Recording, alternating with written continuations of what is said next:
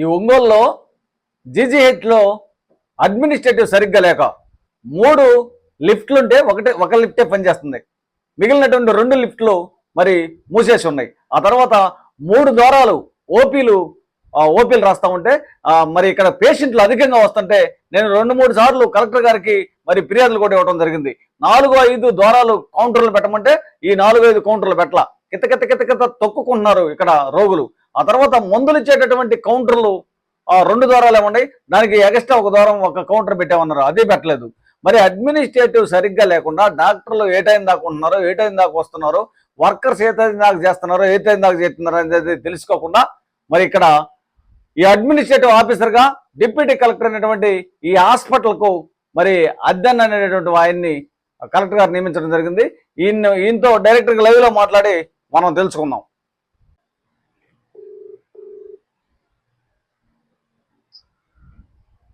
నమస్తే అండి.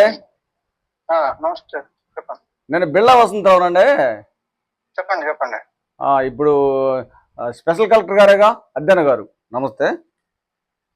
నమస్తే, చెప్పండి. ఈ జీజీహెచ్లో నేను 1-2 సార్లు స్పందనలో కూడా ఇవ్వడం జరిగింది. 3 లిఫ్ట్లు ఉంటే ఒక లిఫ్టే పనిచేస్తుంది.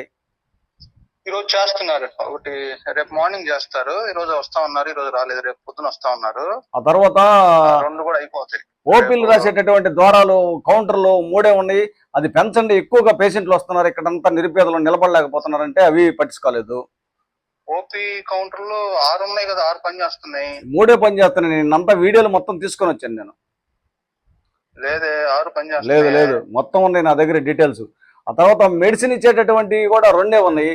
ఇంకొక 1 పెంచండి, వాళ్ళు ముసలి వాళ్ళు గర్భిణీ స్త్రీలు నిలబడలేకపోతున్నారంటే అది పెంచుతా ఉన్నారు, అది పెంచలేదు. ఎందుకు ఇప్పుడు అడ్మినిస్ట్రేటివ్ ఆఫీసర్గా తమరిని మంచి సీనియర్ అని తమరిని వేశారు కదా కలెక్టర్ గారు, తమరు పట్టించుకోకుండా ఉంటే ఎట్లాగండి? ఎందుకు పట్టించుకోవట్లేదండి? రోజు పొద్దునే వెళ్తున్నాను, ఏది నేను రోజు పొద్దున్నే వస్తున్నా. ఈ ఓపీలు రాసేటటువంటి వారి దగ్గర మొత్తం ఫోటోలతో వీడియోలతోటి అన్ని ఉన్నాయి. నేను రోజు వీడియోలు కూడా కొడుతున్నా, కలెక్టర్ గారికి కూడా చెప్తున్నాను, నేను ఎమ్మెల్యే గారికి కూడా చెప్పాను. నేను ఎందుకు ఇది పబ్లిక్ కదా, ఇది మీ జేబుల్లో డబ్బులు చేయట్లేదు కదా. మీరు ఏసీ రూమ్ లో కూర్చొని మీరు టీలు తాగి అక్కడ కూర్చుంటే కాలక్షేపం చేస్తుంటే మీరు అడ్మినిస్ట్రేషన్ చేయాల్సిన వాళ్ళు ఎట్లాగండి? ప్రజలు కట్టేటటువంటి పనులు. ఇప్పుడు నేను పొద్దున్నే 9:30 కల్లా వచ్చి మొత్తం రౌండ్స్ చేస్తున్నాను, మీరు ఏసీ రూమ్ లో కూర్చున్నారంటే ఎట్లాగండి? కాదు, కరెక్టే. మీరు రౌండ్ చేస్తుంటే ఎలాగెందుకు ఉంది? మీరు ఇప్పుడు మూడు కౌంటర్లు ఇవ్వండి, ఓపీలు రాసేయంటే మీరు 6 ఉన్నాయి అంటారు. ఇప్పుడు ఆధారాలతో చూపించమంటారా మీకు? నేను చెక్ చేస్తాను. 6 అయితే ఉన్నాయి, 3 ఉన్నాయి, మొత్తం ఆధారాలు ఉన్నాయి నా దగ్గర. ఆ 3లో నిన్న ఒక ఆమె కూడా లేదు. ఒక ఆమె రాస్తా ఉంది, దండం పెడుతుంది. నేను వచ్చేసరికి మిమ్మల్ని ఏమంటలేదమ్మా, నేను అడ్మినిస్ట్రేషన్ గురించి మాట్లాడుతున్నాను అన్నాను.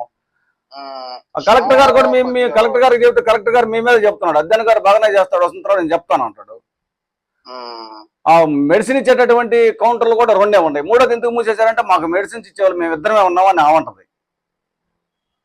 సరే, నేను అది మెడిసిన్ ఒకసారి చూస్తాను. ఈ కౌంటర్లు కూడా నేను ఒకసారి చెక్ చేసి ఏదన్నా కదండి. ఇప్పుడు ఇవి లిఫ్ట్ల దగ్గర మనిషి ఉండాల్సిన అవసరం ఏంది? పబ్లిక్ కదా, పబ్లిక్ ఎక్కుతూ ఉంటారు, పోతూ ఉంటారు. ఎవడో కూర్చొని ఉంది ఎఫ్ఎన్ అంట, మీరు ఎక్కొద్దు అంటారు.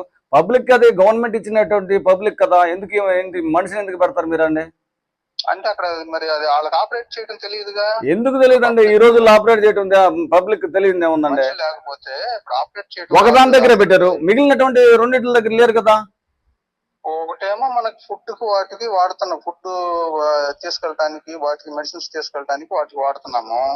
దేనికి వాడినా అట్లా కాదండి. ఇప్పుడు తమరికి చెప్పేంత టోలం కాదు, సీనియర్ మీరు ఆఫీసర్. మీరు ఆ డాక్టర్స్ 12:30 అయితే బడి పిల్లల్లో గంట కొడితే గంట కొడితే పలకలు పట్టుకొని పరిగెత్తే విధంగా పరిగెత్తిపోతారు. ఇక్కడ ఓపీలు ఉన్నాయా, పేషెంట్లు ఉన్నారని ఆలోచించుకోకుండా ప్రైవేట్ హాస్పిటల్కి వెళ్తున్నారో వాళ్ళ సొంత హాస్పిటల్కి వెళ్తున్నారో మాకు అర్థం కావట్లేదు.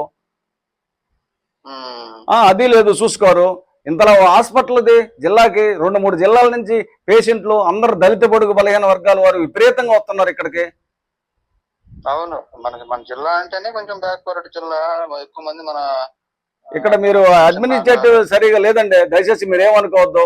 నేను 1-4 వీడియోలు కొట్టాను, మీకు వచ్చినాయి రాలేదో నేను కలెక్టర్ గారికి కూడా చెప్పాను. అక్కడికి వచ్చే కొట్టే వీడియోలు